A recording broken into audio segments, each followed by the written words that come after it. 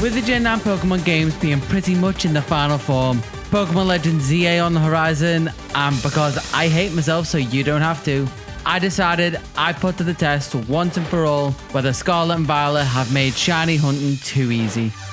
By shiny hunting every Pokemon introduced in this generation, creating a living dex for everyone, and just to see how they were originally able to be hunted, I'm gonna landlock myself to Paldea for as long as physically possible. This is going to include every form as well, because this is still a challenge. So this also means that to test the theory properly, I also won't be able to save before each shiny, meaning if I mess up in any way, that shiny's lost. But this should make a difference if the theory holds true, right? With the rules established, we're jumping straight into the self-hatred with everyone's favourite shiny hunting method in Gen 9, the Masuda Method. Sarcasm aside, even with all the starters introduced in the Indigo Disc DLC, the original 3 are shiny locked from the beginning, so we have to breed many eggs, hoping that one of them comes out with a colour deficiency. Thankfully, if you breed them with a Ditto from a different region, the odds are reduced from 1 in 4096 to 1 in 682.6. That, along with the shiny charm, reduces them further to a 1 in 512.44. This all sounds great, except for the fact that breeding is the slowest it's possibly been in Scarlet and Violet, and box space limits in my main file leave me with room for about 250 eggs at a time before I need to stop, release them, and refresh my batch of eggs. With all that in mind, I'm going to start this whole challenge with the first Pokemon I got in Gen 9, Fuecoco. From here on out, I'm going to be using the National Dex as a rough order to my targets, but this just felt like a nice thematic way to begin. And in almost a cruel joke, I was given a false sense of confidence when, after only 116 eggs, I'd found a pink version of my little croc buddy that I was introduced to so long ago. This took around 2 hours and 9 minutes, and besides keeping track of my time to have a nice total for the end of the video, it was also the moment I said to myself, yeah, this doesn't seem that odd, and I'm gonna follow through with this. How naive I was. I'm collecting a living dex, so I have 2 more Fuecoco to collect before moving on to my next target. Keeping this in mind, how long do you think it took me to get my second shiny of this video? Another 2 hours? Maybe double that? Or even double that double? No, it took me 9 hours, 30 minutes, and 677 eggs before I saw those sparkles again. That's not actually too far off how long it would take to find a shiny with the same method in, I don't know, X and Y for instance. But this could have just been bad luck. Surely it wouldn't get worse. Yeah, the final hunt for this line took another 14 hours, 23 minutes, and 837 eggs to finish off the line. Again, not too far off the traditional hunts, but let's see if this trend holds up for the other starters. Sprigatito was next up with the first taking 8 hours, 4 minutes, and 499 eggs. The second took 7 hours, 9 minutes, and 379 eggs. And the third doubling the line's total time so far, with it taking 15 hours, 33 minutes, and also another 962 eggs to finally get one to shine. Even with that being the longest hunt so far, it still isn't too far off the average of the Fuecoco line, which I'll add up after this next line, since, spoiler, these are the only Masuda Method hunts I'm going to have to do. Speaking of, the next target and last of the starter trio is Quaxly. Starting this line off with a shiny after only 11 hours, 19 minutes, and 951 eggs, squeaking just short of taking the title for the longest one yet. Instead, that title will go to the second Cyan Ducklet. Sorry, forgot Ducklet's actually a Pokemon and its shiny is pink. Duckling?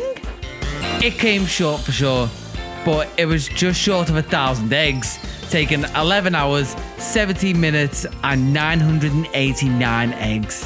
Slightly less time than the previous hunt since I was less distracted and managed to hatch eggs a bit more efficiently. Thankfully, the Lords of RNG had a bit of mercy on me with the final starter, sending it my way in only 5 hours, 2 minutes, and 449 eggs.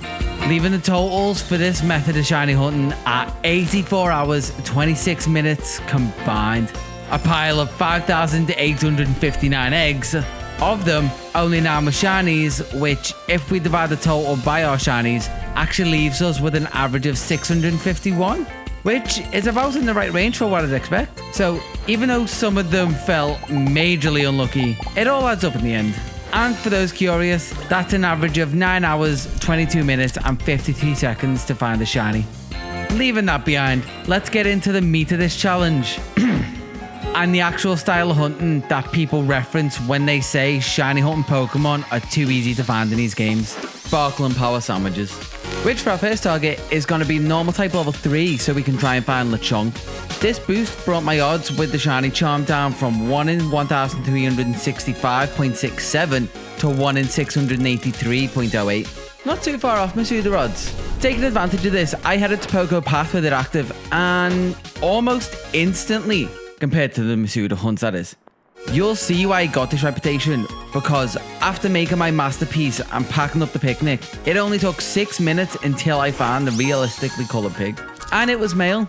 This is important because I'm hunting forms and Oinkologne has both a male and female form, so I'm going to need 3 of them with at least 1 of each gender. The rest of the first sandwich was useless, but the second sandwich gave me a female Lechonk 39 minutes later, giving me the 2 forms I'll need for Oinkologne, along with another male Lechonk after half an hour at the end of the sandwich too. Rounding off the line and the first non-Masuda hunt. Before we move on, if you want to see any tips for anything in this video, I've done my best to include notes in the description down below. Or feel free to ask me in the comments and I'll try and do my best to answer any questions you might have. Continuing on with the hunts though, next up is Tarountula, which has a great shiny, with its black body and crimson thread. Don't get too used to this because a lot of the shinies in Gen 9 are absolutely terrible. To find this little guy, I flew past a lighthouse to a small plateau to make a bug sparkling sandwich with the most frustrating ingredient in the game, only to have the game start my first run of bad luck for this section of the challenge, taking not 1, not 2, but 3 sandwiches before I saw my target, which appeared after an hour and 39 minutes of roaming around and picnic resets. It was a nice reminder that there must be something I was forgetting to do. And there was. Mass Outbreaks. I'll be marking these with an icon in the corner whenever I'm using them to increase the odds of my hunt. These new odds bring the chance of finding a shiny down from the previous 1 in 683.08 to 1 in 587.57 after knocking out 30 Pokemon from the Outbreak, and even further down to a 1 in 512.44 after defeating 60 or more of them. To find this Outbreak, I'll be using the date reset method of pressing the home button, confirming the time has changed, and loading back into the game to reload the current Outbreaks and dens on the map. So, taking this into account for Sandwich 6, I headed into Lagtree Thicket where I found an Outbreak of Spidops. After setting up the Outbreak by knocking out enough Spidops, I made my sandwich and started looking for my target. The game had different ideas though, since after 29 minutes, another Tarountula popped up for me, completing the line. But this wasn't part of the Outbreak, so it appeared using only the base sandwich odds and not the reduced Outbreak odds I'd spent time setting up. No one to complain though, I found it interesting more than anything, and I still achieved the same goal. It was also early in the sandwich, so with the time left, I flew to Area 0 to try and find a bonus Slither wing to be more efficient with my time. And believe it or not, I did find a shiny Venomoth after 15 minutes, giving me my first phase of the challenge. And for sure, not my last, based on how many targets I have left. Speaking of targets, the tiny golden grasshopper was next, and I was going to have to break out the binoculars for this one. Or 2 if you want to complete the line. Heading north to Cortondo for an Outbreak and Nymble I'd found. Given the neck pain I was expecting while looking for this little guy, I was pleasantly surprised that after setting up the Outbreak, making my 7th sandwich, and not even 1 minute after packing up the picnic, the neon yellow bug was on my screen and more obvious than I was expecting. Then, 8 minutes later into the same sandwich, I had another encounter of the same kind, rounding off this line with the expectation that the internet had set coming true. But I still had another 21 minutes left on my sparkling bug sandwich, so it was back to Area 0 for round 2 of my search for Slitherwing. And around 10 minutes later, I'd found a second Venomoth for my collection, along with my second phase. Not my target, and I'd already found one, but a shiny is a shiny, and I was going to catch it and move on with my life. Sorry, slip of the tongue. My life's going nowhere because I'm stuck doing this challenge. But the hunt must go on, with Pawmi next. I flew back from Area 0 to Poco Path to make a fresh electric sandwich and make the most of an Outbreak I'd found. If it wasn't for the Outbreak spawning in a terrible location that had spawned and split between the floor and upper cliff, making it slow and awkward to cycle spawns. This showed me that Outbreaks can be hit or miss depending on where they actually appear. So in this weird mix of challenge and experimentation, I moved to the plateau in the southeast of the map for Sandwich 9. This felt like I was seeing way more Pawmi and Pawmo while I ran through a little route that I'd devised. And after an hour and 14 minutes, I'd found the first Pawmi I was looking for.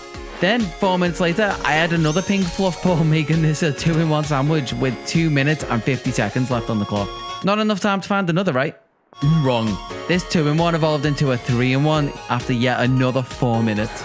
Also evolving the target I found, making the Pawmo bipedal. I'm sure people don't have opinions on that. I was riding high after completing this evolution line, blissfully ignorant that I was closing in on hitting 100 total hours, and I wasn't even halfway through the decks. Another thing I was unaware of was that my next target was one of the smallest, least noticeable shinies in the whole game, Tandemaus. And to make it even worse, its evolution line has 2 forms, the common family of 4 form and the rarer family of 3 form. How much rarer it didn't hear you say? Try a 1 in 100 chance of any Tandemaus becoming that elusive small family.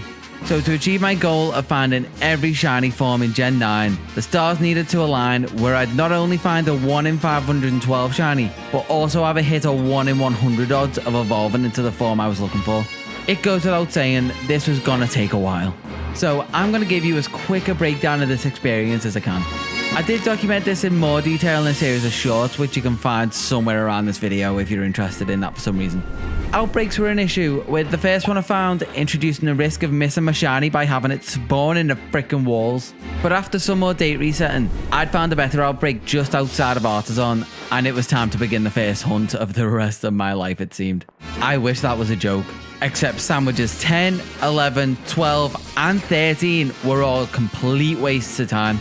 Only finding my first mouse during my 14th normal type sandwich, adding 3 hours and 47 minutes to my total for this one Pokemon alone. There were a couple of tricks I figured out during this time to try and make it easier to spot this tiny little guy and efficiently try and see as many of them as possible. For spawns, I found using this tree next to Artisan's entrance to reset them worked best, since the town's bounding box peeks out a little from this corner, despawning everything until you move next to the tree. Then just give them a second to spawn, do a loop, rinse and repeat until you see your target. Speaking of which, there are 2 ways to try this next trick. The simplest way is to adjust the contrast and saturation on the monitor or TV you're using to try and make the colours stand out a bit more. Or, if you're like me and you have a capture card, you can bring the game up in OBS, create a LUT to boost the specific colours of the shiny, apply that as a filter, and basically wait until you see the lack of blue rather than trying to spot the yellow. This isn't perfect, and lighting can make this harder if you're not used to it, but it is the best method I've found. I'd also be evolving each shiny Tandemaus I'd find to check what form they'd turn into, save them beforehand and revert them back if none of them were the family of 3 form I wanted. Which this one never happened to be. At least I had a Tandemaus from my living decks. Now it's just a slow, soul-draining journey to find what I consider to be the worst shiny in all of Gen 9. Starting with the next Tandemaus, who, regardless of the form it evolved into, would be the Maushold from my living decks. 35 minutes later, and another sandwich added to the total, I had my Maushold. My family of 4 Maushold. With the base form and common form ticked off, I'm not going to bore you with the evolution checks until I find the holy grail I'm looking for. Number 3 was found after 2 sandwiches, 1 hour and 23 minutes before I'd hit a drought, making sandwich after sandwich after sandwich, grinding out encounters over the next 2 hours, eventually running into a shiny. Not the one I was looking for though. It was a Fidough, a grass type completely unaffected by the sparkling power I had, delaying me slightly, but maybe it was a sign of good things to come. Which, a little over 7 minutes later, with 3 minutes left on the sandwich, I'd found a shiny that broke the unlucky streak I was currently on. This gave me some perspective on the whole hunt, so after 2 sandwiches and 52 minutes until my next glittering pest appeared, I was unfazed since this was nothing in comparison. Putting me now comfortably over 25 shinies collected so far and leading me into my 28th in the same sandwich and 10 short minutes of searching later. Followed by my 29th almost an hour, 2 sandwiches and a newfound love for making stupid ones. I was back in motion. Not just for my target either, since I'd phase on a pink-haired politician during the same sandwich about 13 minutes later.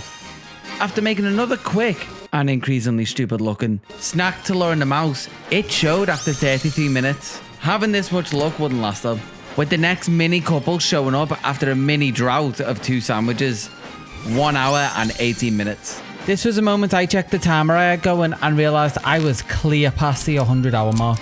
Any other creator would have ended the video here, but they're cowards. Just don't tell them I said that. Rounding off this sandwich with a last minute appearance from another Sunbleach mouse, coming in at 20 minutes after the last one. I celebrated this time milestone by taking a much needed break to recharge and resuming the hunt with sandwich number 28. It started off well, taking only 16 minutes to find a fairy friend.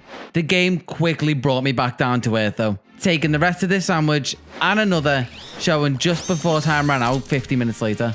That's not all that bad, but it still had me using some of my time to fruitlessly search for a better method to find a shiny Tandemaus. Which is why I found my next shiny just under another hour later and on my next sandwich. And you'll notice I said shiny because it wasn't my target, it was a Rookity. Another Pokemon not boosted by the Sparkling power I had active and giving me flashbacks to a previous hunt I'd done on the channel. Putting this to the back of my mind once again, the next little nibbler turned up after I made my next sandwich and about 24 minutes had passed. Little did I know, pretty much immediately after catching this shiny, another one would show up right afterwards, giving me my first back-to-back shinies after only 2 minutes, and that includes the time it took me to catch a previous shiny. My luck didn't end there either, depending on how you look at it I guess, since I found a second Fidough 18 minutes later on my next sandwich. And this sandwich was something special, luring in another vegan mouse in with some tofu 6 minutes later. Then, I got my first 3-in-1 after another 9 minutes, with the game pointing out how long this hunt had actually gone on for after I'd caught it and showing me that there are not many Pokemon left notification. Powering through that news, I didn't think things could get better until 7 minutes later, a third one of my targets reared its little head, making this possibly the best sandwich I've ever had, lending more evidence to the theory I'm testing. Nothing could ruin my mood after that. Even a wasted sandwich with no shinies because I set the Scarlet and Violet normal type level 3 sparkling sandwich RTA any percent speed run world record. Although, even with that being fast, my next shiny still took an hour and 14 minutes to show. I knew I could make things better. Not with the hunt though. I wanted to improve my speedrun time, which given that I'd already had some practice, I still somehow failed miserably. On the topic of time, a little cheese hoarder made its way onto my screen and into my collection. Let's pick up the pace a little for the next one, bringing another shiny for the pile after another sandwich and 17 minutes. And then the next sandwich, sorry, I meant to say the next sandwich. The next one? Surely the next one. Okay, finally. That's what I get for trying to force it. 4 sandwiches, 3 hours and 3 minutes made this my longest phase so far, at least outside of the Masuda hunts. I know I said I wasn't going to show evolution checks until I found my target, and this is an exception, because I had Tandemaus evolve on an evolution screen again, further confusing me until I watched the footage back and found that I swapped it out before it leveled up, causing this to happen. Discoveries aside, sandwich 41 brought me a couple of mice after 33 minutes. Oh, did I say a couple mice? I was supposed to say a couple mice. Walking in circles for about 16 minutes let me add another Tandemaus to the ever-growing nest in the corner. And you're not ready for what this next sandwich had in store, because I for sure wasn't. Sandwich 42 would give me a Pokemon I wanted so badly. Not a family of 3 Maushold, don't be silly. Instead, it gave me a cerulean crustacean, also known as Klawf. 28 minutes of looking for a Tandemaus later gave me this shiny, taking this target off my list earlier than I was expecting, since it was yet another Pokemon that appeared at a base shiny charm rate. But the sandwich wasn't done there, offering up a Makuhita to take up room in my PC after another 10 minutes, and even sending my actual target my way after a further 10 minutes. I don't think I could have scripted that if I tried, phasing 3 times in one sandwich with one of them being a target I had planned for later. Creeping past 50 total shinies seemed to make weird things happen since sandwich 43 resulted in no shinies. Kind of. You see, I usually do an extra couple loops before resetting failed sandwiches, and on this occasion, I happened to find a shiny squeaky buddy with just Outbreak odds, who I might have missed had I not been so paranoid. Meaning the 40 minutes since the last shiny weren't a complete waste of time after all. Unless you count the fact that this whole challenge is unnecessary, but I prefer to ignore that. My next sandwich wasn't so lucky. Still dumb, but not lucky. And this went for the next one as well. The dumb, not the lack of luck. Since it gave me my 25th Tandemaus and my 53rd shiny after 1 hour and 5 minutes. Landing me over 1/4 of the odds for a family of 3. This was big, but not in a good way. It's more of a milestone for just how long this whole Livindex hunt is taken to complete. even if it's one of the easiest generations to do it in. Speaking of which, with my next sandwich and subsequently my next target, the extra 40 minutes that it took me to find it crested me over 24 total hours on this Maushold hunt alone. Luckily enough, as some form of consolation prize, I found a second cheese bandit in this sandwich after 16 minutes and 1 minute left on the sandwich's effects. That luck continued after taking a short break of its own. One failed sandwich later, I had another prepped and found a Tandemaus in 56 minutes since the last one. A Growlithe got a bit jealous of my excitement after seeing my target, catching me off guard as I had to watch it run off into the distance. Thankfully, it was only a close call. I've managed to catch up with it, landing a Pokeball throw and saving this from turning into a fail. Shiny encounters were coming thick and fast, with the next sandwich not even giving me a moment to take in what was happening. I literally packed away the picnic and my target was sitting there waiting for me to claim it. Which I did, taking only 32 minutes since the last one. Along with another shiny, Fidough. Yep, casually completing an evolution line without even trying barely 20 minutes later. That's just par for the course apparently. Similar to the weird sandwich creations that have become so normal to me. So would you probably if this was your 50th sandwich so far. And it was my next tower concoction that brought in my next shiny, taking an hour and 19 minutes. Then, just like shiny number 14, my paranoia struck again, spawning a Tandemaus during my safety laps before resetting 20 minutes since the last one. As with the ebbs and flows that I'm accustomed to at this point, that luck didn't last long, running through 2 sandwich loads of ingredients before finally paying off with a third with 1 minute left on the clock, after the hour and 46 minutes I'd already spent looking for it. I had a bit of relief when after the next sandwich was over, the game offered up another tribute to the hunt after only 42 minutes. My perspective is definitely skewed this far in. Like, 42 minutes is not a small amount of time. But in the grand scheme of shiny hunting, I've done some that have gone way longer than this, taken multiple streams and offline time. But with that impromptu personal checking over with, it was time to be brought back to reality with 3 more sandwiches plated up over the next hour and 21 minutes before I'd spot the next Minnie Mouse's sparkles. Getting tired of seeing the same Pokemon shine yet? So was the game, leading me to find this. A diamond in the rough, shining like the light off a pail, guiding me to find this odd coloured spoink that was completely unaffected by the 2 sandwiches I'd made to hunt a different target. I'm not one to look a gift horse in the mouth though, so catching this swine after an hour and 22 minutes, it was back on the saddle to search for my minuscule Musmuculus, which I found out is a scientific name for a mouse. Just like I found this Tandemaus after finding 2 more sandwiches and getting my steps in over the last 59 minutes, coming in just under the hour mark by a whisker. Then, after another 2... Okay, I'm starting to question actually calling these sandwiches anymore. Sandwiches. As well as an hour and 18 minutes of seeing normal coloured mice. One with the coveted pigment deficiency made an appearance. My momentum was picking up as my Herba Mystica ran lower and lower, taking only a single sandwich for a change and 50 minutes until I heard a squeak, followed by the telltale sparkles in quick succession. Next up was a Pokemon introduced in these games, but after not being included in a game since they were first introduced. Yeah, after mashing together another sandwich, I had a 3rd Skiddo and 18 more minutes on the clock. I wasn't salty about this, but all of my sandwiches would be from now on, which is kind of fitting for how this particular hunt's going. I'd cobbled together 3 more of these salty sandwiches, setting another speedrun PB with this new simplified route before finding a PC box filler, taking a little longer than the world record is set at 2 hours and 10 minutes. So not too much longer. But in the turn of events, I'd be rewarded for sticking through that drought with a 2-in-1 sandwich after a further 12 minutes. Straight into a 3-in-1, not 6 minutes after that. If this isn't confirmation bias for the gambler's fallacy, I don't know what is. Now, I was hoping I wouldn't get to this point, but it was kind of unavoidable, I guess.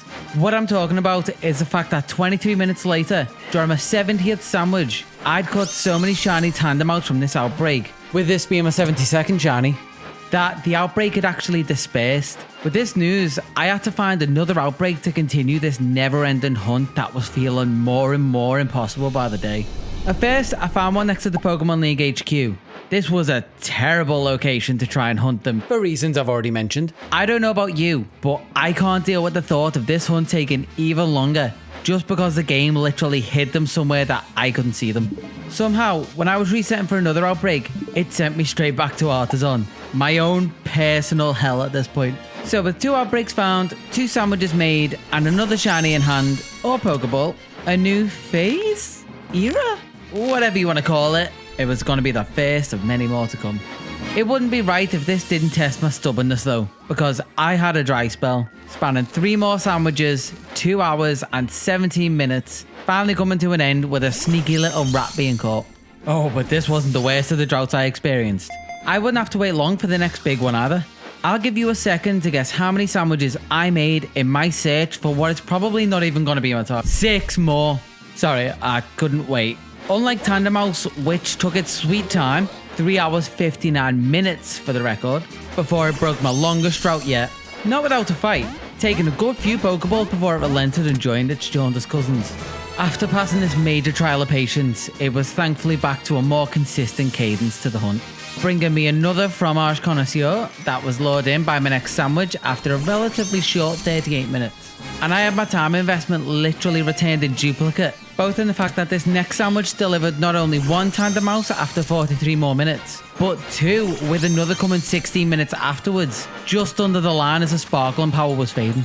The theme of 2's kept up as well, with another 2 rounds of bread, salt and tofu being thrown at the wall in order to turn the last 55 minutes into a second shiny Yungoos, completing another evolution line that I wasn't looking for. Speaking of completing evolution lines, Yungoos' odds may have been lowered by the sparkle and power I had active, but the next sandwich definitely didn't affect the odds of my 4th shiny Fidough, finishing off this line for a second time after 44 minutes of not looking for it.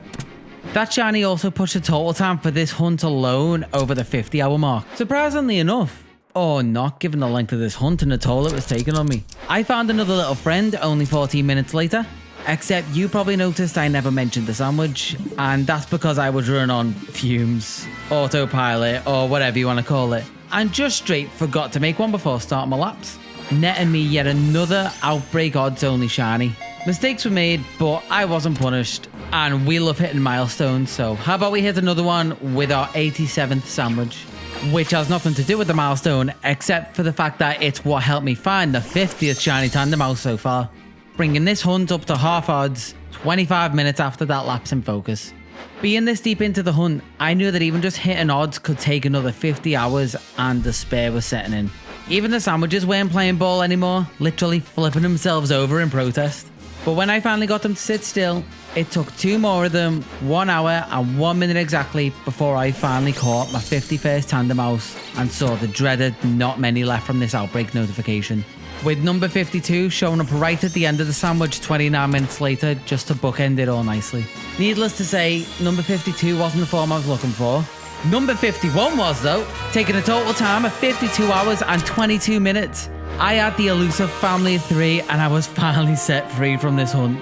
Only for a short time though, unfortunately, because there was still a rest of Gen 9 that I had left to collect. You probably have another hunt in mind that might do just as much psychic damage, and we'll get there eventually, but for now I can start looking for a different shiny. Starting with Fidough, that I found an Outbreak for just a stone's throw away from the south of Los Platos. A convenient spot to help speed up spawns by using town resets. All I have to do is walk away from this path and find a well-baked pup without having to coax it in without any treats, apparently. That was a welcome surprise after what I just went through. If you guess that surely my luck wouldn't hold up, unfortunately for me, you'd be right. I had to make 3 fairy-type sandwiches because I may or may not have forgotten to knock out 60 Pokemon before starting this hunt. Which, just as a side note, they missed an opportunity to make a sandwich Pokemon that changed form for every type. They could hold different ingredients, that could change its evolution, and it would kind of be like Eevee meets Alchemy meets Fidough. I'm getting a little too into this idea. Back to real Pokemon. I remembered to do the necessary prep this time, and after a completely unnecessary 1 hour and 19 minutes, the line was complete, with a little time left over to do some bonus searching in Area 0 once again. Since I had the Fairy Sparkle and Power active, I was hoping to find a Screamtail in the depths, which you can spot by its red eyes and slightly more purple fur. Honestly, I was just happy to be looking for something that took up more than just a couple pixels on my screen. And I think that optimism paid off because in just 4 minutes, I spotted it, doubling the number of lines I completed in this single hunt. Smoliv was next up, and surely I wouldn't forget to... I forgot to set up the Outbreak again. This led to it taking longer than expected again to find my first Black Olive after a couple lettuce loaded soggy sandwiches and 45 minutes. Once I realised this, I started KOing them while the effect was still active, bringing the odds down as the time ticked down, while also bringing the second Smoliv 6 minutes later. making up for my mistake and somehow being rewarded for it by having a third Smoliv I needed appear after 39 more minutes. That time may not make much sense given sandwiches only last about 30 minutes. But what if I tell you that I left the recording going after I had to take a short break when I realised I found the first two without having encounter power level 3 active. I'll get the hang of this eventually, I promise. Even with all of that, I still had a little time, so you know the drill at this point. It was off to Area 0 to try and find an Amoonguss since I had the grass type Sparkle and power active. And when you know it, I found another shiny. Further baffling me that with so much that went wrong, I still wasn't being punished. Unless you can't find a second Screamtail after 16 minutes. That wasn't affected by the Sparkle and power. A punishment. Which I don't, so moving on, we have a bit of an interesting hunt this time in Squawkabilly. This is because due to my dumb rules that I set out myself, I have to find every form, and Squawkabilly has 4 distinct forms that it can be. Outbreaks are going to be pivotal to minimising the time it was going to take me to catch them all, since they will only spawn in the specific colour that's shown on the map. For instance, the first one I found was a green Outbreak, so the first sandwich obviously made a green one appear, right? How about it not being a Squawkabilly at all, and instead it was an Oricorio? My favourite shiny form of Oricorio, but not my target after 12 minutes of setup of hunting. Thankfully, even with that, I did find a Squawkabilly 11 minutes later. A yellow Squawkabilly? Okay, I'm happy, but this is kind of ridiculous. It's still a form off the list that I don't have to specifically hunt down later, so we'll take that as a win and move on to the next flying type sandwich. 1 hour and 1 minute and no luck later, and I found another Squawkabilly, and this time it was green. Leaving me to run out the rest of this sandwich in a much too familiar place just outside the gates of Artisan. There was a really useful and consistent group spawn I could reset using a town's bounding box that was actually really efficient. I say this because in 7 minutes I found another Pompadour parrot, a blue one. This hunt is going wrong in all the best ways possible, and it didn't stop there. 4 minutes later and I'd found another green bird, then another 5 minutes brought me another yellow buddy to join the flock.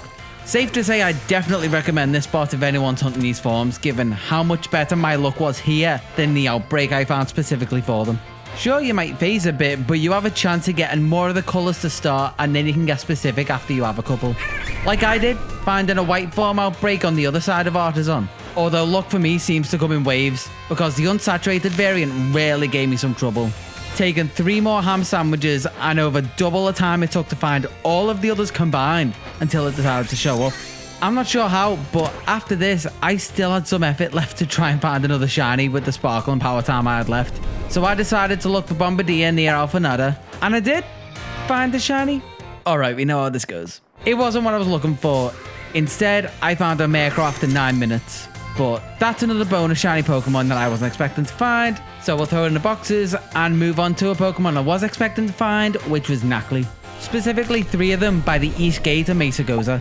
Unfortunately for me, that expectation was unrealistic and it didn't really want to show up. Sandwich number 100 wasn't going to be the holy grail, and instead it was the start of many, many failures. Eventually making me take another look back at the Squawkabilly hunt, making notes and trying to find a location that wasn't reliant on outbreaks to try and change my luck. The location I found was a small spot to the northeast of the Glaciado Mountain that was shown off by Blaine's, which let me see multiple group spawns using the picnic reset method. And it was with my 103rd sandwich that I found the Mushroom Rock after only a brief 2 hours and 22 minutes. Oh, and just in case you needed more evidence that this spot with higher odds was better than the Outbreak I found and set up to have lower odds, maybe take this Minecraft Pebble I found in the same sandwich after only another 15 minutes, tipping the shiny count over 100.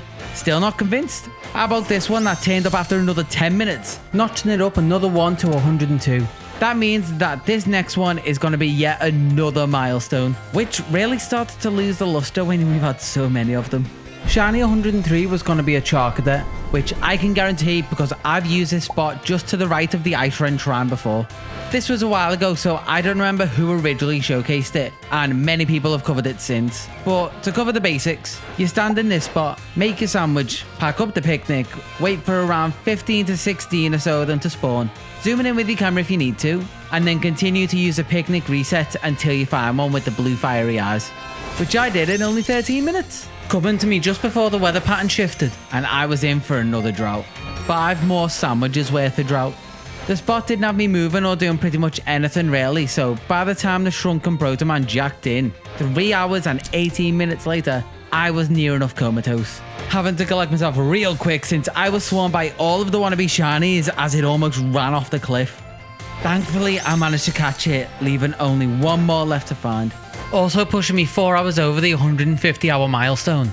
There's not going to be many more for a while, which is in stark contrast to the third Charcadet, which took 22 minutes to join the team and take its rightful spot in my living dex.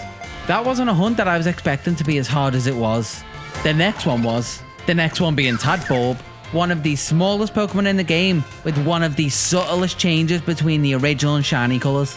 Somehow worse than Tandemaus. I was ready to lock in for this one, making my way east over to an Outbreak by the river in the dig site. Fueling myself up with a hearty electric type sandwich, the binoculars were on, my posture was terrible, and 20 minutes later I had my first one. Surprisingly fast given the Harris experience I thought I was in for. That would come soon enough. And at least I was ready for this to be as bad as it was. I was also ready to start looking for a belly bolt outbreak after this sandwich ended because it was so much bigger and the shiny is way more obvious. But right at the end of the sandwich, I was saved from the neck, back and eye strain that had been getting worse over the last hour and 33 minutes, giving me some time to stretch back out and going back to the National Dex order to see that I had to hunt Wattrel. There was an event happening around the time I was working on this challenge for the Pokemon World Championship. This event had some special outbreak spawns that reduced the odds of finding a shiny more than usual, bringing them down to about a 1 in 144 chance. Unfortunately for me, this didn't line up with the pace I was currently on, but keep that in mind for later. I'm not too sure if it would have made too much of a difference, to be honest. With a regular outbreak by the secluded beach on the south side of the map, I did the usual setup, which happened to be on water this time, did some rock climbing just to make a flying sandwich, and cliff dive back down, finding the Pikachu pigeon flying around me 23 minutes later. I didn't realise it beforehand, but the outbreak spawning on water was so useful for isolating spawns and making them easier to spot. This meant that it only took 18 more minutes to catch the second Wattrel, freeing me from the only downside to this spot, that being the lag from the water. Journeying over to the west, I found myself a nice place with more FPS to search for yet another pupper, Maschiff. That, after making a dark type sandwich, took a similar time to Wattrel, having a purple puppy show after 21 minutes. It only took a couple minutes to catch, which was also the same amount of time it took for the future Maushold to show as well, leaving me with plenty of time to try and get a bonus shiny from nowhere else but Area 0 yet again. This time with an encounter power active that would actually isolate spawns to just a Mungus. Unless you get too close to the streams, then you might run into a shiny Bisharp like I did after 8 minutes. Conveniently for me, Bisharp got a new evolution this generation, Kingambit, meaning that it may not be one of my targets, but I still managed to take off another Pokemon that I needed from my list. Clawing my way back out to the Great Crater 1 Pokeball heavier, my next target was one of the first evolutions teased from this generation, Grafaiai, and its base form Shroodle. A smidge south of Cortondo was where I'd track it down, loading up on a pile of peppers to give myself the poison type sparkling power. It was 36 minutes into the sandwich that I had one show up for me. And this would be the only one that I'd see until the next sandwich, with this short shiny break lasting 27 minutes until it was broken by a shiny Azurill. So this sandwich, like many of the others, didn't make a difference to this little one. It would make a difference to this little mellow dude though, spotting those big purple eyes 8 minutes after it. Closing off this hunt and opening up the next one, going after Bramblin. For this one, I used a spot showcased by Panthro Games, that being this spot in the Asado Desert that will only spawn Bramblin if you make a ghost type shiny sandwich and then precariously set up your picnic on the edge of this cliff to reset spawns, continuously doing this until a shiny appears just like the other methods. Another helpful thing about this spot is that when a sandstorm kicks up, it actually helps cycle out the spawns because it literally blows them off the edge. No need to worry about this happening to a shiny though, because one of the few things these games do well is that they have a failsafe that makes it so that shinies aren't affected by the wind. It wouldn't help much in my case since I barely saw the white tips of my target while the weather was clear, taking up 2 whole baguettes and around 41 minutes to see it shine. I would take full advantage of this failsafe for my next encounter though, because whenever a sandstorm would kick up, I'd fly over to this toppled watchtower and just watch all of the Bramblin roll by. Having made probably the sandiest of sandwiches in the middle of the sandstorm, I hopped back up to my perch, and in maybe 30 seconds, I saw a stubborn Bramblin hunkering down against the wind. So I made my way over, caught it, and added the extra 9 minutes and 30 seconds I spent waiting since the last one to the total. That left me with plenty of time to look for another bonus Paradox Pokemon. You've probably guessed who I'm going for given the type of sparkling power I have active, but for those who aren't familiar, I'm going for Flutter, which has a special method I can use, especially since the planets have aligned to make this possible right now. Long story short, if you have a ghost encounter level 3 and it's daytime, nothing will spawn in the bottom of Area 0. The only Pokemon that should spawn is Flutter, but if it's daytime, it'll immediately despawn. That is, if there wasn't another failsafe in place that stops shinies from despawning in the same way. Luckily for me, it quickly shifted from night to day while I was down there, meaning I just had to run around for 15 minutes until a once extinct, but still not alive, Ghost was floating there waiting to join my collection. That's 2 Paradox Pokemon I won't have to hunt down, although I have failed to find Slitherwing and Amoonguss, so I'm at about a 50% win rate so far. On the theme of all Pokemon with an updated design, or regional adaptation, how about we go for Toedscool next? A pretty obvious shiny, losing all of its colour and becoming a white mushroom, that I found after snacking on a glittery ham sandwich, forcing non-shinies to pop in and out for 41 minutes until I had 1 minute and 50 seconds left on my sparkling power, and it graced me with its presence. Word had apparently gotten round because during the search for my next, it only took 12 minutes for one of its friends to pop round to see what was going on, eventually ending up in the ball and in the boxes right next to its buddy, giving me some extra time once again to try and get ahead of this challenge. This time using my ground type Sparkly Aura to try and coax in a Sandy Shocks. And in keeping with everything that's happened so far, I found it being a Slitherwing. You know, the one I first started diving into Area 0 for, showing up completely unaffected by my magical aura after 15 minutes of looking for something else again. If you've seen my other videos or streams, you'll know I can never have too many Volcarona in any way, shape or form, especially when it helps me complete a challenge. Back to that challenge and my never-ending story. Cap's a kid, another one of this generation's ridiculously small Pokemon that has a risk of blending in with the sand due to its shiny colours is next. Billy Beachu, a well-known source of information if you're trying to do anything like this, highlighted a place along the wall in the Asado Desert that will only spawn Capsa kids with a grass-type sandwich active. He's clearly given out good advice because in only 17 minutes, I had the chance to throw a Pokeball at that shiny. I'll try that again. There we go. Now a Pokeball that didn't have one on my team in, and another one down, with one more to go.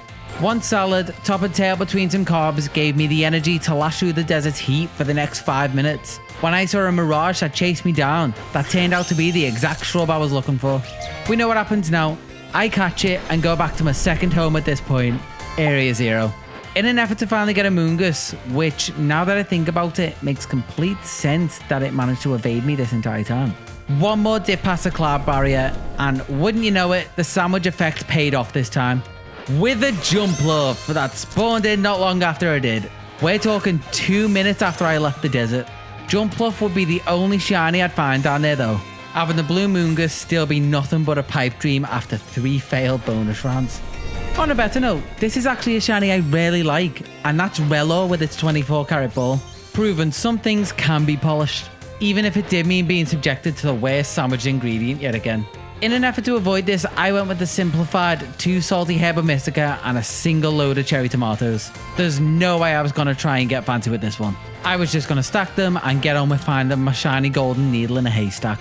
Not even an exaggeration. You see that over there? That small dung beetle shining off in the distance? That was a shiny I'd spent 33 minutes working towards. If it wasn't for the Larvesta catching my attention, I genuinely think I would have missed it. Worth it though, and I couldn't be happier. That is, unless another turns up in, I don't know, 3 minutes. Oh, looky there, another turned up 3 minutes later.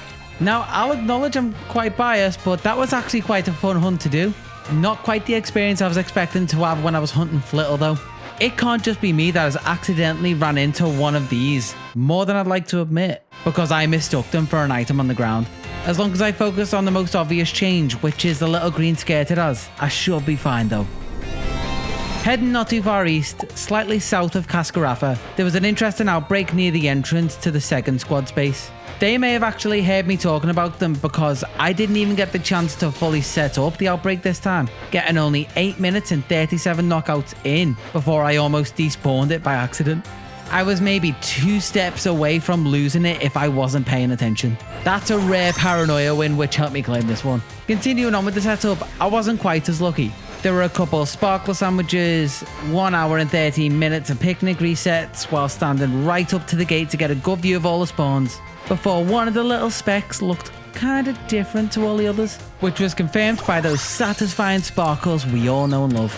Moving me on to hunt something slightly bigger, Tinkatink's evolution land seems to be a crowd favourite, or more specifically Tinkaton, which is what most people end up with. Personally, I don't think they're great, but I still like them and found them pretty interesting in how they change between the original and shiny colours. And yet again, this was another Panthro GameSpot recommendation, situated in the ruins north of Cortondo.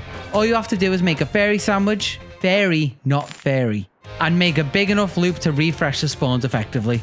By doing this, there was a copper collector on my screen and in a ball after 21 minutes. Don't make the loop too big though, kinda like I did here, because if I rewind and zoom in, that's a shiny Mareep that just snapped out of existence.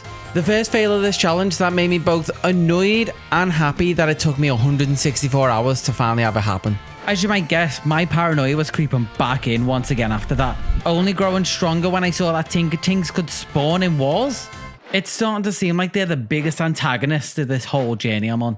Trying to forget that moment, I powered through, made another sandwich, put my head down and got to work. Want to know what happened not too long after that? Well, good news for me, it wasn't another fail, it was a Hoppip. 18 minutes since what I call the event. It was kind of a redemption, I guess. And even if you wouldn't say so, it at least picked my mood up a bit, which I like to think that this little tink picked up on. Casually strolling by 5 minutes into the sandwich and 15 minutes since Hoppip, taking off 2 out of the 3 Tinkatings I need to complete the evolution line, and putting me on the home straight. The usual cycle continued, making another sandwich, doing a few more loops, and biding my time for 49 minutes until it turned around and I saw its copper hammer in hand. Looping back to a different event I mentioned earlier, it couldn't have come at a more convenient time. I started way before this was announced, but as one of the celebrations for the World Championship, they were going to be re-releasing Shiny Gimmighoul as a raid event, meaning that every shiny missing in this video from Gen 9 are all ones that are shiny locked and haven't been officially released. Most event raids like the Mightiest Mark can only be caught once, but these raids, due to how they were set up, were an exception, so I could catch 2 of them. To claim both of them, I just joined a raid that was hosting a shiny Gimmighoul after they found one, defeated it, caught the first one, let them reset the raid, and caught another one, completing the line in only 8 minutes. If you're curious, this is without a doubt the worst shiny, up there with Garchomp and Gengar. A better shiny in the form of a regional adaptation is Wiglet, turning a content safe yellow as opposed to its continental cousin, the original Diglett's colours. I had some real trouble trying to set up this Outbreak, eventually finding out it was pretty much useless and resorting to the old reliable YouTube guru, Philly Beachu, swooping in with his advice, presenting this spot to the northeast of the Glaciado Mountain. The issue with this is that there was a chance of finding a Wug trio and then phasing on a second one, but I accepted this risk, threw together this very organised snack and hoped for the best. As a reference, it was 53 minutes of useless Outbreak setups, eventually getting around to using this location to find out which one will cross the line first. Wug Duo? Wait, that's not actually a Pokemon. Wug Trio is what came first, which leaves me with no choice but to head back to the Wiglet Outbreak from earlier so that I didn't phase on another Wug Trio. Stacking more of the most random ingredients on some baked dough and walking up and down the beach trying not to get sand in my shoes, although after 41 minutes of trekking up and down the beach it was pretty much a lost cause, finding more sand than I'm comfortable with hiding in there. Similar to how this little shiny worm was trying to hide from me, but I'd spotted it and eventually got it to come out and say hi. Even eventually joining the group we've got going in the boxes. Grateful to have that over with, it was time to return to somewhere familiar to redeem the Pokemon that never showed. Bombardier, who, like Wattrel, had a very convenient Outbreak on the water near Alphanada. Something I always seem to forget is that Bombardier is actually part Dark type. Not this time though, because that's the best type of sandwich to use to isolate this spawn. You'd think this might be a hard shiny to spot, but a useful thing to look out for this one is actually the lack of colour on its feet. And yes, I did spend 18 minutes looking at a bird's feet. Don't make that weird, because it worked. Quickly too. I'll give you 2 guesses as to what I did with the remaining time after I caught it. Although you'll probably only need 1. If your answer had been coming back here, you'd be right. It's time for another round of Amoonguss hunting. This works the exact way as with the grass type Sparkling Power Active, except this time I was extra careful not to accidentally spawn the Bisharps again. For content's sake, it'd be so funny if I found literally anything but the dead mean mushroom. But sometimes things just don't work out, do they? Or they do? It's all a matter of perspective. What I'm trying to say is it took me 9 minutes to finally find the great ball chilling under a tree. Ending this game a cat and mouse. The wound's still fresh for that topic. I think I should probably just move on down south to the same spot where I caught Wattrel. Except this time, the outbreak in its place was filled with Finizen. Unable to escape the laggy, watery prison I found myself in. Save for a brief reprieve, ascending the cliff to moisten up this bread, making the wateriest of sandwich powers. Making a splash bomb re-entry, scaring away everything below me and getting some unwanted attention. Unless that attention was from a blushed Finizen 21 minutes later, landing me the base form, but I'm holding out for a hero. And I wouldn't have to hold out for long, only 15 minutes before I'd find another one approaching me for an autograph. You might even call me an influencer at this point, but please don't. Please do appreciate how much Panthro Games has helped me on this journey. This next spot is thanks to him. It's a path near the Glaciado Mountain Watchtower that, when you make a poison type sparkling sandwich, not a steel type, I found that out the hard way, it has multiple group spawns of Varoom and Revavroom. As with Wugtrio, there was a chance to phase on the evolve form here. So let's just take it by ear and see whether this could be an issue. Spawns seem to be pretty quick and abundant and effective. That was only 7 minutes to find this Revavroom. Not sure I actually care about phasing if the method is this quick. Although that could just be an outlier though, right? A Gilded Engine wouldn't show up 3 minutes later? Never mind, that's ridiculous. It just tried to run me over. Fail, but there was definitely an attempt. Unlike my Pokeball, attempting and succeeding to catch it. Success would not be a theme we'd be moving forward with, unfortunately. But we'll get to that. This spot with Cyclizar was originally brought here by Sukaruto Games. I hope that's correct. Now, I'm not one to complain. There's no evidence of that, you can't prove a thing. But I've never been so torn between acknowledging how good this spot is and how high the chance of failing a shiny is. At least if you're as incompetent as me. Let me explain. Using my experience as an example, once you've set up your picnic and have your lizard bait in hand, all you have to do is stand by this tree, stare at this wall, and wait. You can even zoom in with your camera if you want to make things easier. The Cyclizar should start falling out of the wall, and they're fast. So by the time you spot them, like I did 28 minutes later, you'll still need to catch up with them, which I did. But to point out why this was an issue, I'm making a video, and like me, you might want to get a better shot of those sparkles, which this still wasn't any better, so let's try again. Camera's still not playing ball, maybe one more attempt. Did you just spot that? Yeah, don't be like me. Don't unintentionally reset the spawns by walking into an invisible town hitbox, failing a second shiny for basically no reason. After another 5 minutes using the same spot, I managed to find a second one, only to have it run over the edge, clinging on for dear life, having one of its friends ambush me, only to slowly fall off the cliff into a place where it would force me to despawn it. Alright, 3rd time's a charm, right? And those two appeared in pretty quick succession. So with some avocado on my untoasted toast, I was locked in for the next... How long was it? Okay, one immediately spawned, but it ran off the cliff, and I wasn't going to let it get away this time. I followed it with a little hesitation, carefully maneuvered around where I thought the town's hitbox was, knocked out any extra Cyclizar that could ruin this for me, and in almost an appreciation of the effort I was putting in to not have it fade out of existence like the others, it walked up to me to offer me this redemption personally.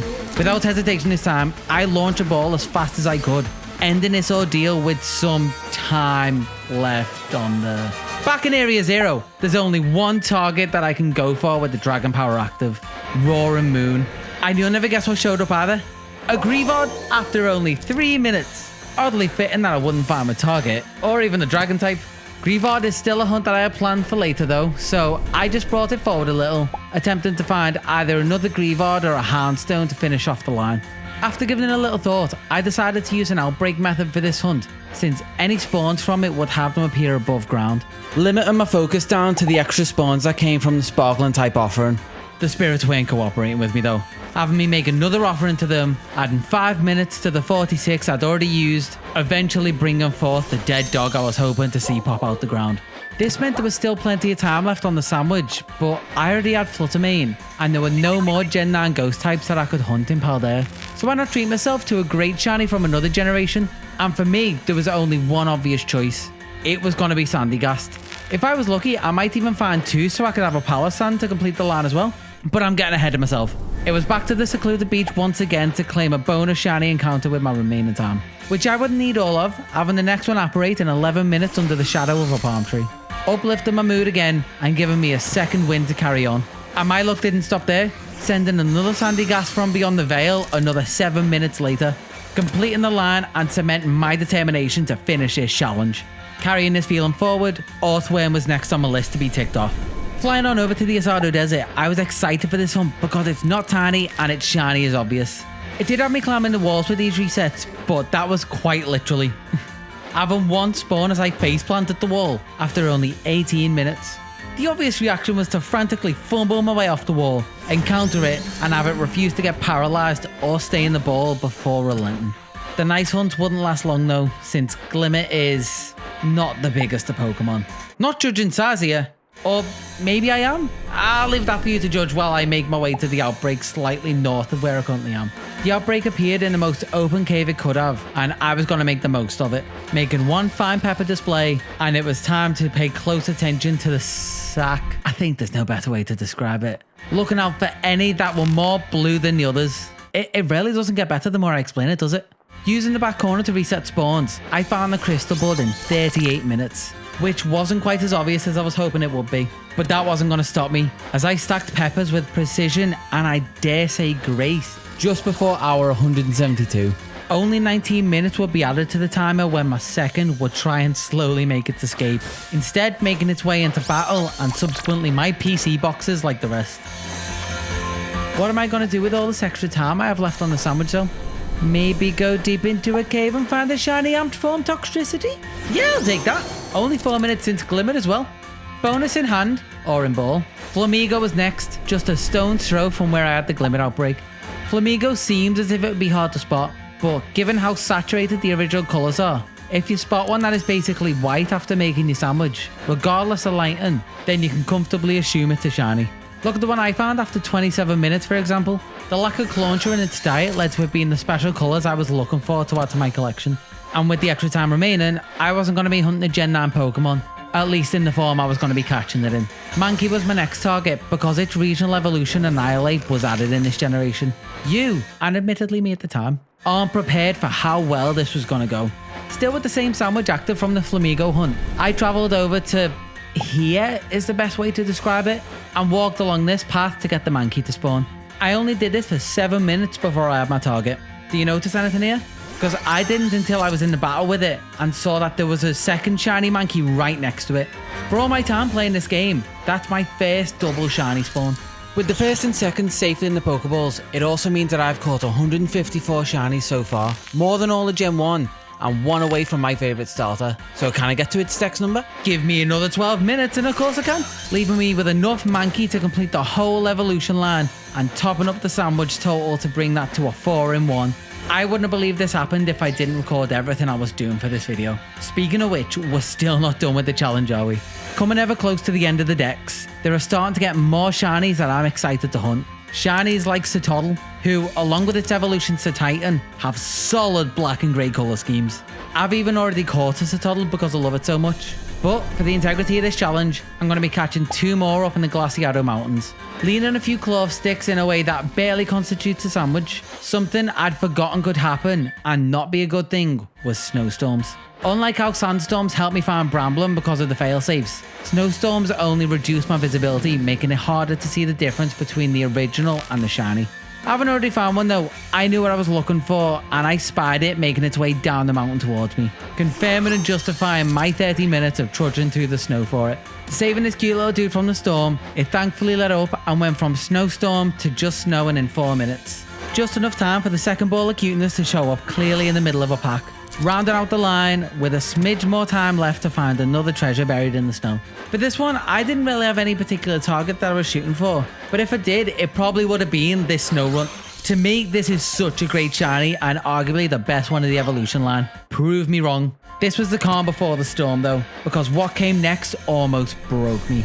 Climbing up and over the mountain to the next spot, there was an outbreak of Veluza. And even if its shiny is decent, hunting it is arguably not worth the effort. And this is another time for me to explain what I mean. We already know the FPS killer that is the water. This combined with the gimmick that was straight ripped from Sharpedo in the Isle of Armor DLC, but arguably executed worse, meant that I was being charged at from all sides, resulting in some weird things. Exhibit A, this awkward floaty battle that we can see here. That continued for 24 minutes of setting up, where I was rudely assaulted and taunted by a shiny swimming through a battle that I found myself in. Panicking that I was going to fail this, I knocked out the fish that ran at me, got harassed by a different one that held a grudge for some reason, eventually taking their lead and charging headlong into my target. The torment didn't stop there though. I paralyzed it with a Thunder Wave, threw a Pokeball, wasn't successful, but let's pause for a second, make a note of its level and watch what happened next. Final Gambit.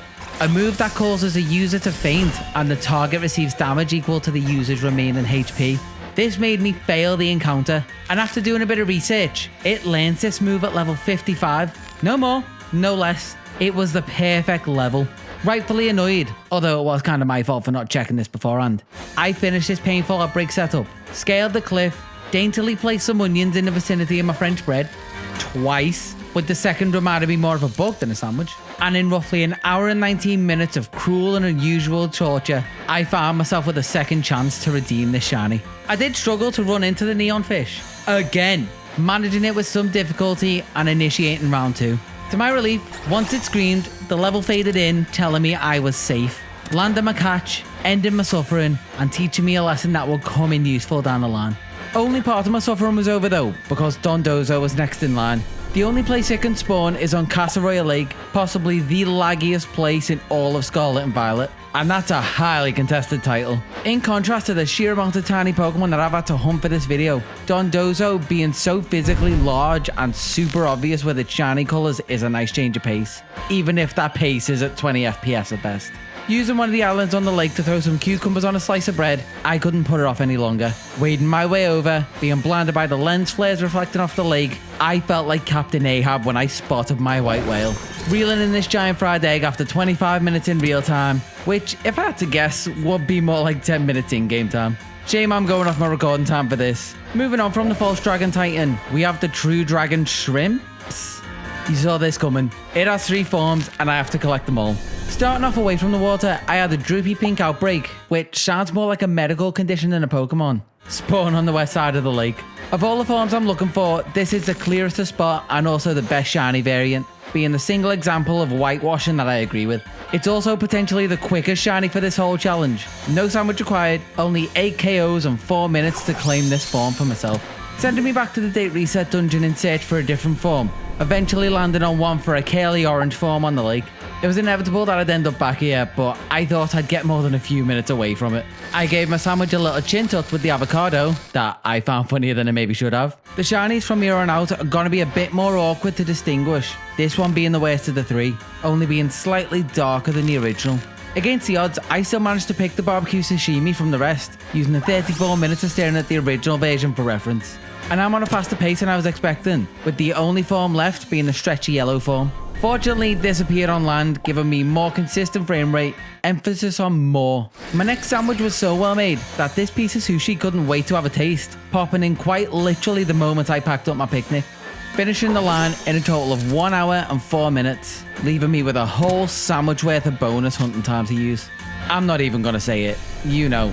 Roaring Moon was on the hit list again, and I've seen many examples of people phasing on this hunt, with one of those having already happened to me in this very video.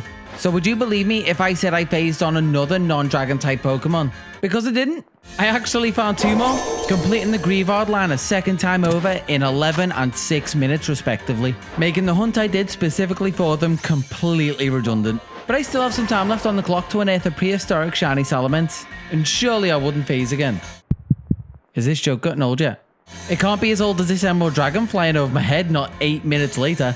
Don't think that's where this hunt ends though, no. Roaring Moon was refusing to stay in the Pokeball even with 1 health and countless status effects used.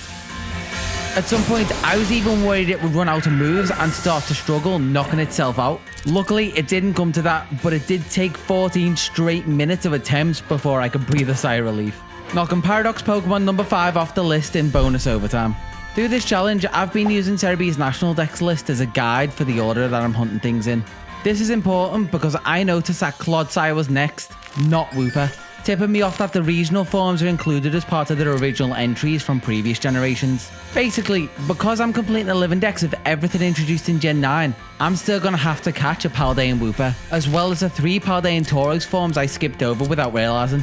To catch the updated Wooper line, I'd be lurking around the bog in the southeast of Paldea, and their topping of choice is a non-sandwich left pepper.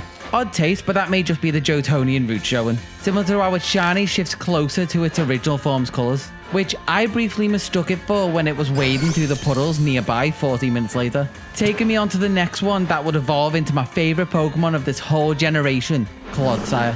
I wasn't originally a Quaxly fan, but something about its special brand of derpiness in this generation had it be one of my immediate favourites from day one. And I'd claim my future Clodsire, going from non-existent to wading under a tree, then in a Pokeball within 10 minutes of my previous. Now, given I had a Poison type power active, along with a bonus Toxtricity already in the boxes, the logical choice was to move west and try my luck for a Toxel, finishing off another bonus line. But bonuses have a funny way of not playing along, giving me a different purple Pokemon that peeked over my map as I was deciding on a route to do, and then trapping itself in a corner, offering itself up on a silver platter and adding only 3 minutes to the timer.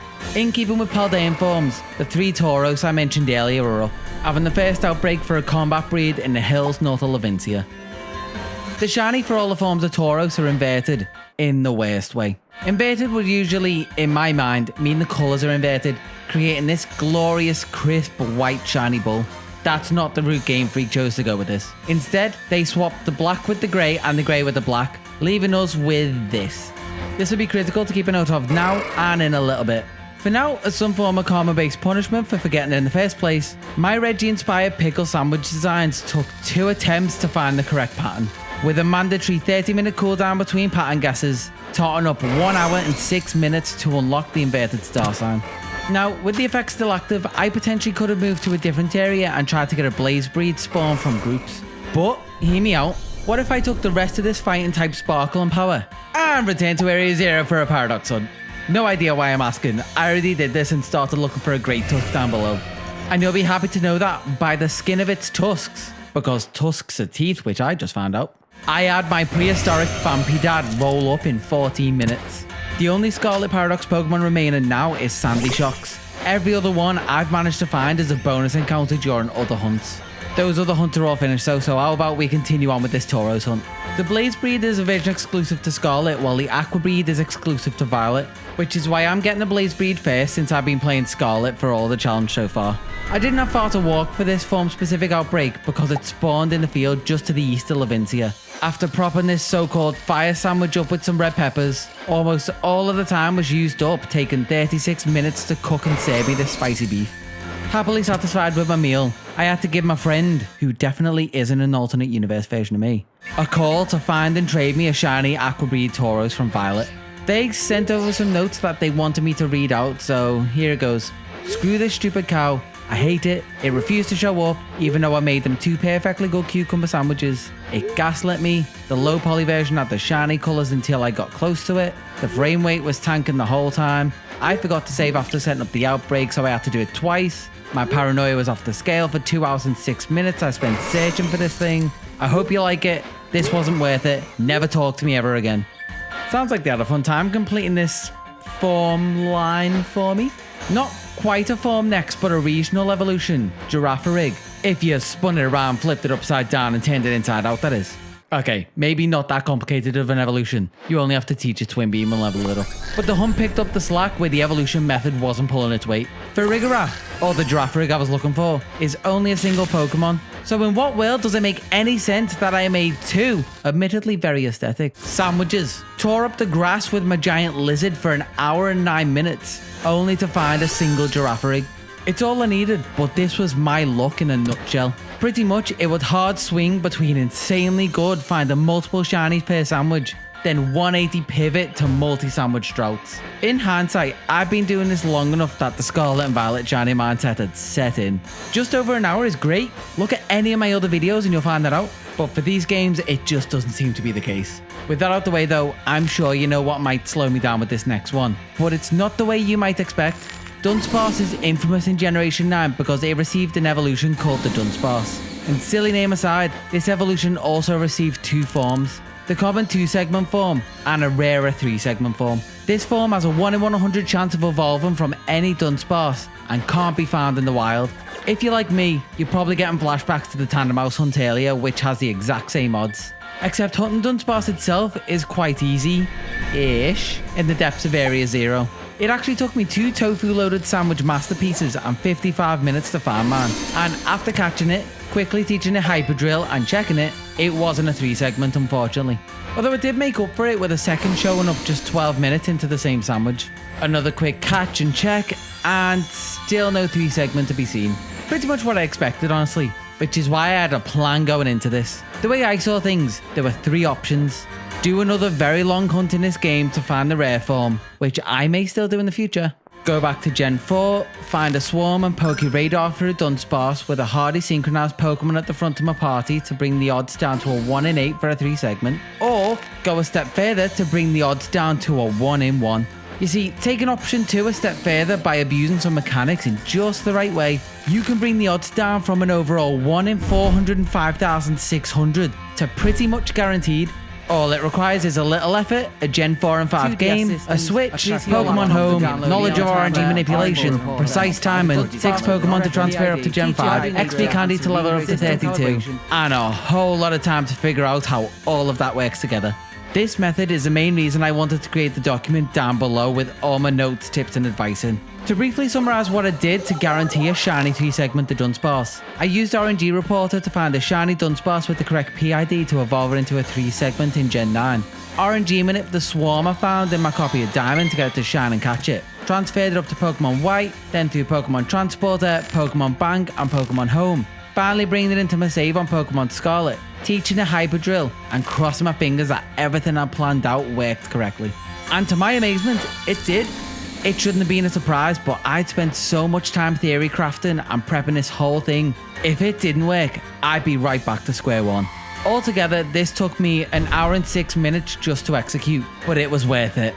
Having everything work flawlessly to bring my literal brainchild into the world. Technically, I never even left Paldea. My character was here the whole time. I basically called in a favour from a friend in Sinnoh. With that very technical mechanics-based chapter closed, all that's left in Scarlet and Paldea is one evolution line and some cleanup really.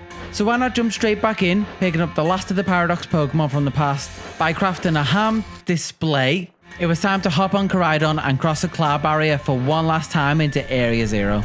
This wasn't in overtime or using any bonus time from previous hunts. No, my sole mission now was to come in and find myself a Sandy Shocks.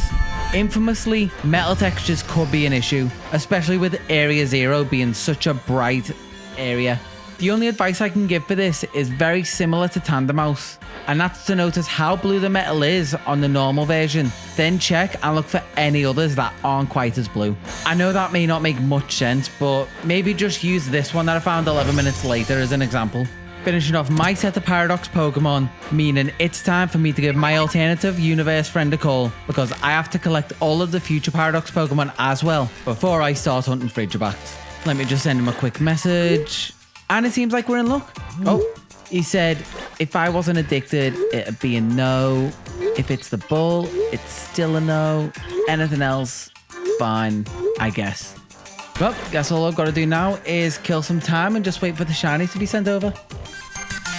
Oh, looks like they've got them all. And I've also got some footage to look over.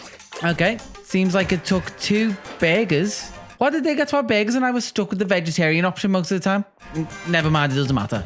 Okay, they were well fed and rolled their way into a shiny Iron Shreds after 42 minutes. Not bad.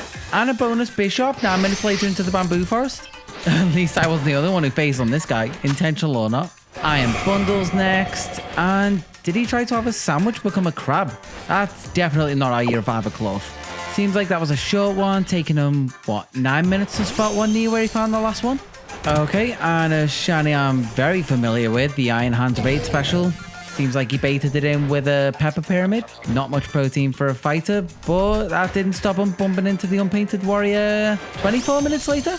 Alright, moving on to some Generation -5 love. We have Iron Jugulus. Seemed a little divided with this sandwich. I don't think it likes his food types touching. And yep, this one's a step in the right direction, but pretty much the same. Each to their own.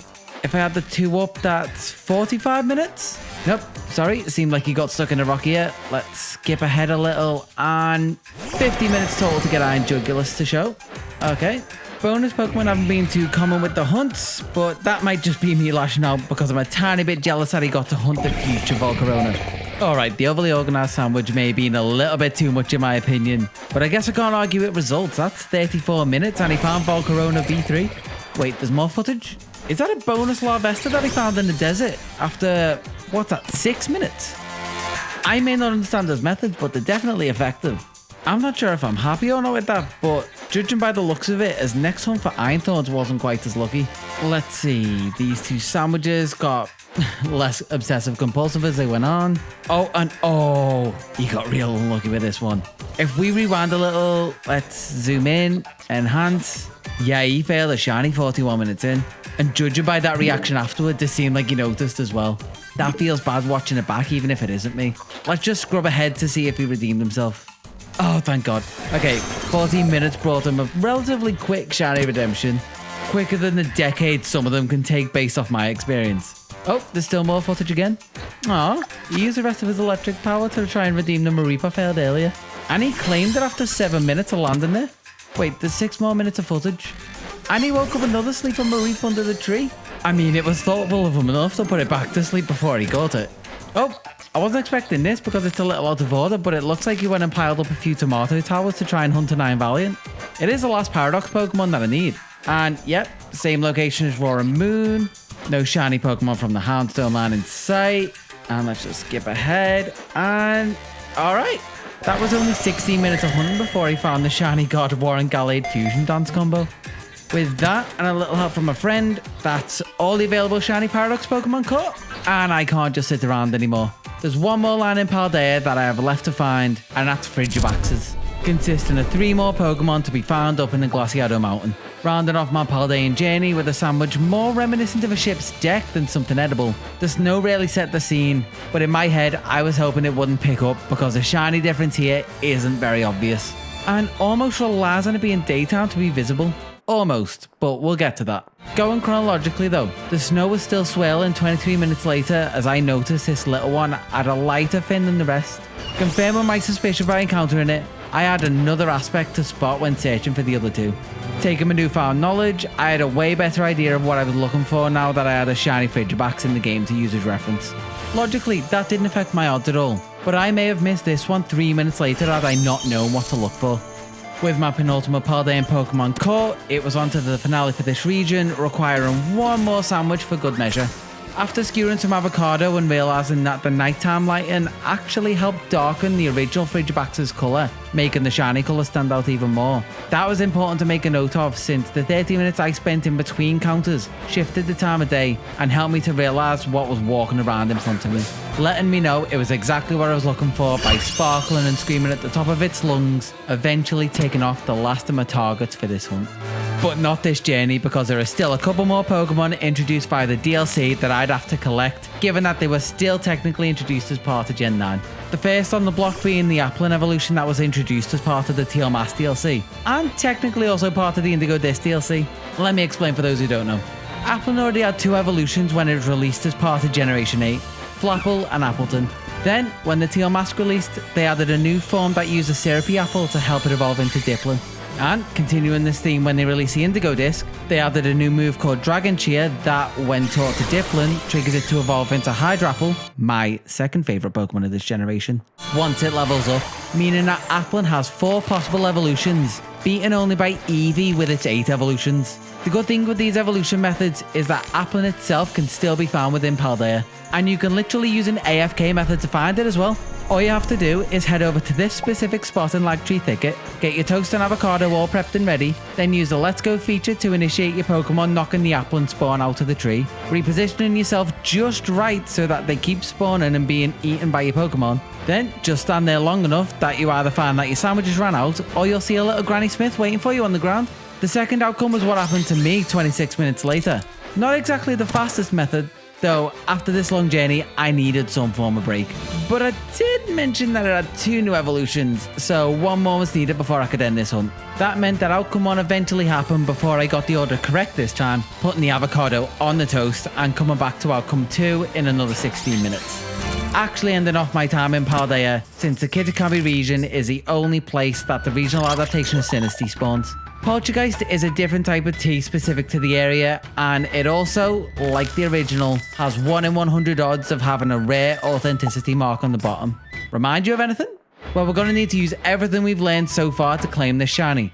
All 4 of them. The first 2 shouldn't be hard to find, as the counterfeit form without the mark is the most common. I was even using an Outbreak specifically for them west of Kitakami Hall, because the form is predetermined, which means that you can even spawn Outbreaks for the artisan marked form if you wanted to. But for me, the counterfeit form was my current target. Taking not 1, not 2, I wish it was 3. But 4 sandwiches before my first encounter. Now, I acknowledge it might be my shiny paranoia talking, but with how small they are and how close the original shiny colours are, I definitely missed more than a couple while doing my rounds. Another thing to remember about Poltergeist is that, like Veluza, it knows a move that can KO itself in 1 turn. Memento. A way around this is to use Taunt so that it's only forced to use attack and moves. Now, just for reference, I'd been hunting for 2 hours and 10 minutes at this point, so I'd forgotten that this was a possibility when I attempted to catch it. Swiftly remembering and taking a needlessly risky swap to my Golduck to get off a taunt, safely catching my Haunted Tea. That's 192 hours-ish, and 195 shinies so far. Slightly more than I thought I'd get to when I began this whole thing, but maybe it wouldn't get much higher. Cracking on, I made the most unappetizing sandwich and kept hunting into the night, only increasing the difficulty of being able to tell the shiny apart from the original. Luckily, 45 minutes later, after a quizzical pause to double check if I was seeing things, I was correct in my assumption, remembering Golduck this time, and claiming the last common Poltergeist I needed. Running off the last of my sandwich near Alphanada to refresh myself and break up this hunt a little, I had my fingers crossed for a Sinistea. But not one to turn down a good thing, this Bayonet that appeared in its place may not have been my target, but showing up 12 minutes into the same sandwich could have been a sign that my luck was changing.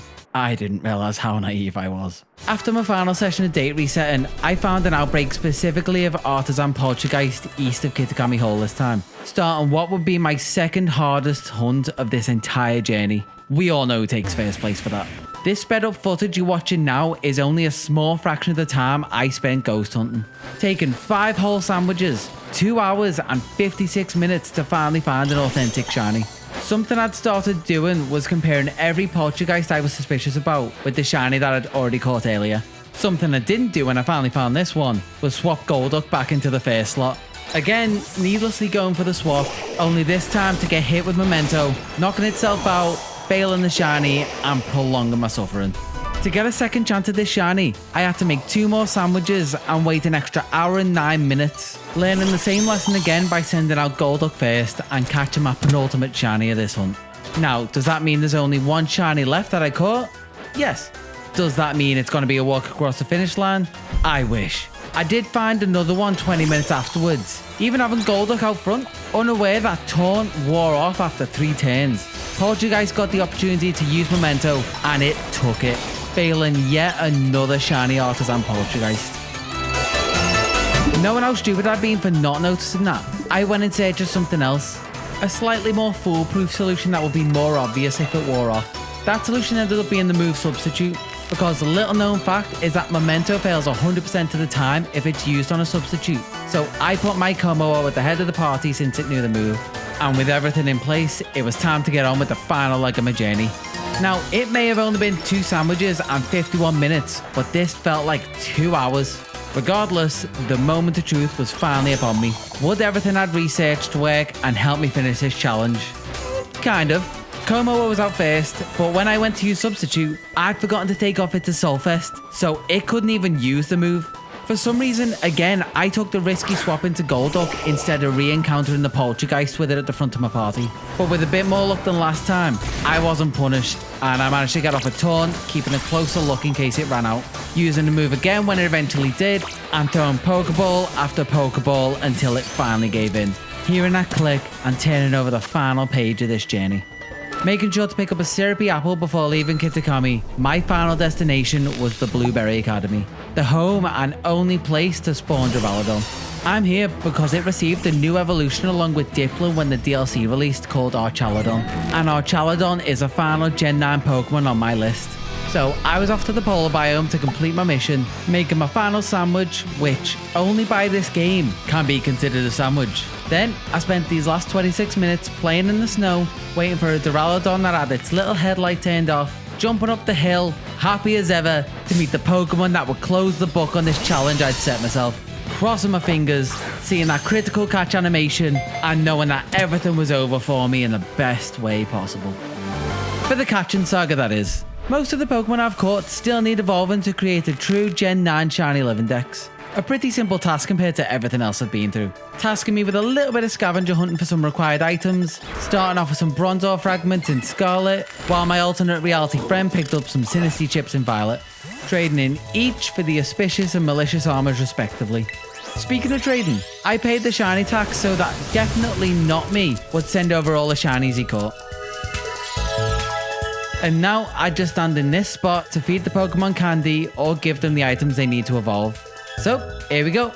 Starting off appropriately with the Egg Trio, I got 2 Crocodile, Florigato and Quaxwell, with the 3 of them becoming Skeledage, Meowscarada and Quaquaval. The Lechonk couple evolved into both the male and female form of Oinkologne. Tarountula evolved into Spidops, Nymble evolved into Lowkicks, Pawmi evolved into Pawmo, with a short walk helping one of them evolve into a Pawmot? You know what I mean. My 2 bonus Skiddo became a couple Go-Goats because I had enough to complete that line twice. The bonus Yungoos evolved into a Gumshoes. I put a Fidough back in the oven for a little longer so it was a bit more well-baked and became a Dash Bun. 2 Smolivs grew into Dolivs, with 1 fully blooming into an Arboliver. 2 Nacli evolved into Naclistack, with 1 becoming a Garganackle. 1 Charcadet would receive the Auspicious Armor, evolving into Armarouge, and the other would receive a Malicious Armor, evolving into Cerulege. Tadbulb became Full Frog, evolving into Bellibolt. Wattrel evolved into Killer Wattrel, barely fitting on the screen as it did. Maschiff embraced its role in life, becoming a Mabostive. Bisharp took me on a trip to the bamboo forest to look for other Bisharp in the middle of groups of Pawnyard. And on a side note, almost like when I completed my original Living Dex and found a shiny Pawnyard while I was looking for a Bisharp, a shiny Bisharp showed up for me while I was trying to evolve the one I already had. And after catching it, I was back to it, knocking out 3 of them without fainting to establish dominance and evolve my Bisharp into Kingambit. Returning to some more simple methods, briefly. Shroodle evolved into Grafaiai, then I had to take my Tumbleweed for a jog across the region before I had enough life experience to evolve into Bramblegast. Toedscool was way easier, only requiring regular XP and levels to become Toedscool. Capsakid swiped the Firestone out of my hand before evolving into Scovillain. Relo went full Katamari, rolling up as much as it could, eventually collecting enough debris to evolve into a Rabska. 2 of my Tinkertink evolved into Tinkertuff, with only 1 graduating up to a full-fledged Tinkerton.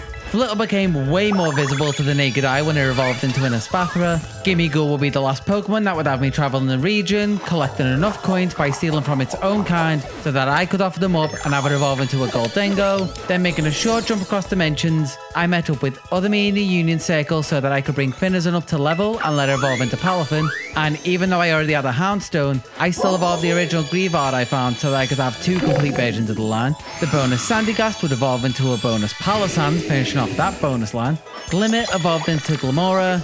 2 of the Mankey I found evolved into Primeape, with 1 of them failing to use Rage Fist 20 times on a baby Igglybuff, somehow leading to it evolving into an Annihilate. So Toddle would open up its massive maw to jump down on an Ice Stone, evolving into a glorious Titan. The new Whoopie Boy would evolve into the best boy, Clodsire. Girafarig learned Twin Beam after leveling up, evolving into a Farigiraf with its newfound knowledge. One of the Dudunsparce I checked earlier will permanently become a 2-segmented Dudunsparce. A bonus Mareep that was traded over evolved into a Fluffy. 2 Frigibacks would evolve into Arctobacks, with only the chosen one ascending all the way to Baxcalibur, finishing off the base game once again and bringing in the DLC evolutions. Starting off with Applin, they both evolved into Dipplin with some syrupy apples I made sure to pick up earlier. Then, after making a Dragon Cheer TM, teaching it to one of them and leveling it up, I had my golden syrupy Hydrapple. Then, the bane of my life, Poltergeist was next. Taking an unremarkable teacup to evolve the counterfeit form into the unremarkable Sinister, with the same again taking the artisan Sinister and giving it a masterpiece teacup to evolve into the masterpiece Sinister, bringing everything full circle once again back to the finish line and grabbing a metal alloy out of my bag, handing it over to Duraludon, evolving it into Archaladon, officially completing this challenge in 200 hours with 201 shiny Pokemon caught. As I move all these Pokemon into Pokemon Home for safekeeping, I guess my takeaway from this journey that I went on is that it's obviously easier to find shinies in these games than in any of the previous generations, but that doesn't make it any less fun.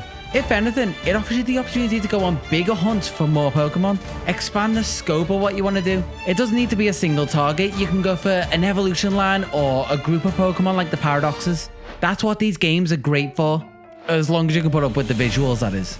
Feel free to let me know your own feelings down in the comments, because I'll be sure to be down there reading them all. And as always, these videos take a while to make, so you may want to subscribe and do all that other stuff on here and Twitch to stay up to date with my future projects. But with that said, thanks so much if you've stuck around this long, and I'll catch you in the next one.